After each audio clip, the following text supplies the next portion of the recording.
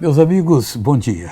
A palavra de Deus tem um recado lindo em Romanos capítulo 5, versículo 10, que é para a gente raciocinar. Paulo está dizendo o seguinte: porque se nós, sendo inimigos, fomos reconciliados com Deus pela morte de seu Filho, o que foi verdade, muito mais, estando já reconciliados, seremos salvos pela sua vida. Quer dizer, Deus teve uma misericórdia grande de mim e de você, que nós estávamos na inimizade, no pecado. E Ele nos reconciliou. Agora nós estamos reconciliados, somos amigos. A porta está aberta. Podemos falar com Deus a qualquer hora. Então, muito mais Ele fará por nós agora que já estamos reconciliados.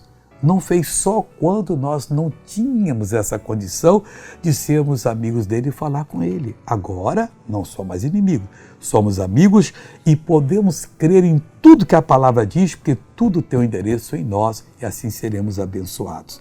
Veja essa pessoa que tem um testemunho. Tem bem um ano que eu estou passando com a dor, quase sem poder andar.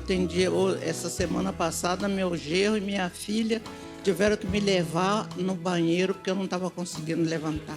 Como é que você chegou andando aqui hoje? Não cheguei bem, não. Imita como é que você chegou. Cheguei andando escorada pela minha amiga que veio comigo. Mas graças a Deus... Anda normal agora, Madalena, anda. Palmas para Jesus, glória a Deus. Agora eu quero orar com você. Pai, eu oro por essa pessoa que está reconciliada e que precisa da tua ajuda.